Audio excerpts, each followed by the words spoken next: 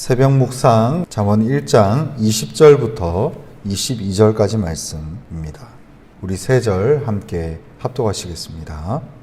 지혜가 길거리에서 부르며 광장에서 소리를 높이며 시끄러운 길목에서 소리를 지르며 성문 어기와 성중에서 그 소리를 발하여 이르되 너희 어리석은 자들은 어리석음을 좋아하며 미련한 자들은 거만을 기뻐하며 미련한 자들은 지식을 미워하니 어느 때까지 하겠느냐. 아멘. 오늘 본문 말씀 20절 이전까지, 그러니까 15절부터 19절까지 말씀은 이 악한 자들의 유혹을 그 시작부터, 그 시초부터 철저하고 확실하게 경계할 것에 대해서 권면을 하고 있었습니다. 그래서 이 악한 자들의 유혹과 관계를 빨리 간파하는 것은 빨리 그들과 함께 하는 그 길을 벗어나서 온전히 하나님의 길에 들어서라 라고 하는 것이 주된 교훈이었습니다. 그리고 나서 오늘 본문 20절부터 이제 잠언 1장 끝절까지의 말씀은 지혜를 이 의인화해서, 그러니까 지혜를 사람처럼 바라봄을 통해서 세 가지 주제를 다루고 있는데, 첫 번째가 어리석은 자, 그리고 두 번째가 지혜가 주는 교훈을 멸시하는 자, 그리고 마지막 세 번째가 미련한 자에게 지혜를 얻기 위해서 애를 쓸 것을 권고하고 있습니다. 다시 한번 말씀드리면 오늘 본문 20절부터 잠언 1장 끝절까지 말씀은 세 가지 주제를 가지고 있는데, 첫 번째가 어리석은 자에 대해서, 그리고 두 번째가 이 지혜가 주는 교훈을 멸시하는 자에 대해서, 그리고 마지막 세 번째가 미련한 자에게 지혜를 얻기 위해 애쓸 것을 권고하고 있다라고 우리가 볼 수 있습니다. 그래서 이 세 가지 주제를 가지고 이 지혜를 의인화해서 우리가 말씀을 묵상할 수 있는데, 여기서 핵심적인 것은 결국 이 지혜의 말씀 앞에서 순종하는 자가 얻게 될 수 있는 유익, 그리고 그 지혜를 거절한 자에게는 아주 무서운 심판이 선포되어지고 있다는 것을 기억하는 것이 대단히 중요하다는 것이죠. 특별히 여기서 보면 이 지혜라고 하는 이 말씀이 20절에서 보면 유독 이 지혜라고 하는 말씀이 단수가 아니라 복수로 되어 있습니다. 그러니까 우리가 한 가지 대상을 이룰 때 단수라고 하고 두 개 이상의 대상을 다룰 때 복수라고 얘기를 하죠. 그래서 여기 오늘 본문 20절에서 보면 지혜가 길거리에서 부르며라고 할 때에 이 지혜는 유독 복수로 다루고 있는 것을 우리가 보게 됩니다. 그 이유가 뭐냐면 지혜가 다양하다, 지혜가 여러 가지다 이런 뜻이 아니라 이 하나님께서 우리에게 잠언의 말씀을 통해서 주시는 이 놀라운 지혜의 말씀이 완전하다라고 하는 것을 강조하기 위해서 복수로 쓰여져 있는 것이죠. 그래서 시편에서 보면 49편과 78편, 그리고 잠언 오늘 본문 1장과 그리고 9장, 14장 등에서 지속적으로 지혜가 단수가 아니라 유독 복수로 쓰여져 있는데, 그때 그 지혜는 단순히 무언가를 해서 그것에 대한 놀라운 성찰을 터득했다 이런 것이 아니라 하늘에서 주어지는 완전한 지혜, 하나님으로부터 오는 온전한 지혜를 말하고 있는 것이 바로 그 대표적인 예라는 것이죠. 그래서 이 지혜라고 하는 말이 완전하다는 것을 강조하기 위해서 복수로 쓰여져 있는 것이 유독 시편과 잠언에 많이 나타나고 있다는 것이죠. 그래서 여기서 보면 이 지혜의 말씀이, 이 지혜가 우리를 향해서, 하나님의 택한 자들을 향해서 길거리에서 부르며 광장에서 소리를 높이며, 21절에 보면 시끄러운 골목에서 소리를 지르며 성문 어기와 성중에서 그 소리를 발한다라고 성경은 말하고 있습니다. 이게 무슨 의미냐면 이 살아있는 지혜의 말씀이 의인화된 것은 바로 이 지혜의 본체가 하나님이라는 것이기 때문에, 즉 하나님을 아는 이 지혜, 즉 하나님으로부터 오는 이 지혜가 이 세상에서 모든 것들을 통해서 우리가 알 수 있게 된다는 거죠. 사사로운 길거리에 가도, 그리고 광장에서 길을 걸어도, 시끄러운 골목에서 사람들과 함께 있을 때에도, 그리고 심지어는 성문 입구, 즉 어기와 그 성중에서 있을 때에도 온통 모든 지혜의 소리와 지혜의 말씀이 발한다는 거예요. 바로 이것은 하나님의 성령의 역사, 즉 하나님의 지혜의 부어주심이 단순히 이 교회 안에서만 이루어지는 것이 아니라 우리가 저 밖에 있는 꽃을 바라봐도, 우리가 길거리를 걸어가도, 버스를 타고 지나가고 있어도, 차를 운전하고 있어도, 우리가 어떤 사람들을 만나고 있어도 하나님을 아는 지혜, 하나님의 살아계신 그 지혜가 우리에게 올바른 하나님의 메시지를 전하기 위해서 땅과 사람과 모든 대상을 진동시키면서 시끄럽게 우리에게 말하고 있다는 거야.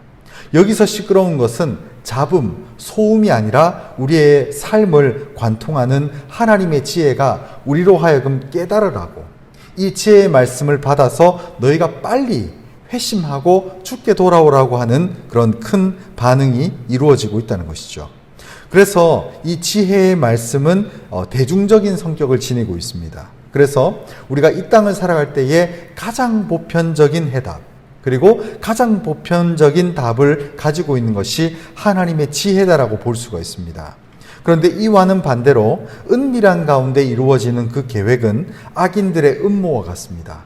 그래서 이 모든 대중적으로 열려있고 누구나 고개를 끄덕거리면서 받을 만한 말씀은 지혜인 반면, 또 반대로 악인들의 계획과 음모는 지극히 숨겨져 있고 은밀하다고 하는 차이가 있어요. 그래서 여기서 보면 지혜라고 하는 이 하나님께서 부어주시는 놀라운 하나님을 아는 지식은 길거리도 소리치고 광장에서 소리가 높여지고 시끄러운 길목이나 성문 어귀나 성중에서 우리로 하여금 그 지혜의 말씀을 깨닫도록 진동하는데, 여기 22절에 보면 전혀 이 악인들의 음모와 계략은 다른 특성을 가지고 있어요. 22절에 보면 너희 어리석은 자들은 어리석음을 좋아하며 거만한 자들은 거만을 기뻐하며 미련한 자들은 지식을 미워하니 어느 때까지 하겠느냐. 그래서 여기서 보면 이 온통 소리치는 지혜를 받지 못하는 자들의 세 가지 특성이 나옵니다. 이 세 가지 종류의 사람이 나오는데, 첫 번째는 어리석은 자. 이 어리석은 자는 지난 1장 4절에서도 우리가 살펴봤던 것처럼 하나님께서 우리에게 주어주신 가장 단순하고 가장 명료하고 가장 좁은 그 길을 가는 일을 미련하고 어리석다. 그래서 또 다른 가능성이 있다라고 생각하는 이런 어리석은 자라는 거예요. 그래서 예를 들어서 쉽게 설명하면 어떤 학생이 이제 시험 날을 앞에 두고 공부를 하러 독서실에 갔는데, 그 공부하는 데 집중해야 될 학생이 그 독서실에 앉아서 딴 생각을 하는 거예요. 좀 있으면 점심을 뭘 먹을까? 그리고 지금 혼자 공부하고 있는데 나는 지금 뭐 할까? 여러 가지 쓸데없는 곳에 생각이 열려서 그 중심, 그 핵심이 흐트러지는 상태를 이 어리석은 자라고 표현을 하는 것이죠. 그래서 이 어리석은 자에 대한 해석은 잠언 내내 이어지고 있다라고 우리가 볼 수 있습니다. 그리고 또한 두 번째 볼 수 있는 것이 거만한 자입니다. 이 거만한 자들은 지혜를 우습게 여기고 조롱하며, 즉 사람들에게 내가 옳다, 내가 맞다라고 큰 소리치면서 즐거워하는 자들을 여기서 거만한 자라고 이야기를 합니다. 그리고 마지막으로 미련한 자들은 고집이 세고 완고한 자, 그리고 남의 충고를 아랑곳하지 않고 자기 멋대로 행동하는 자들을 이야기를 한다는 거예요. 그래서 이 미련한 자들은 특별히 단순히 미련해서가 아니라 여기에는 게으름이 있어요. 즉 하나님의 지혜가 온통 소리를 지르고 있고 내가 가는 곳마다 내 삶이 진동되고 있음에도 불구하고 자기를 바꾸기 싫어하는 거예요. 그래서 자기를 그 새롭게 들리는 하나님의 지혜의 말씀에 맞추기 싫어하는 기본적인 전제 조건이 게으름, 그리고 이 지혜 앞에서 자기를 바꾸는 것을 몹시 귀찮아하는 그런 성격이라는 거죠.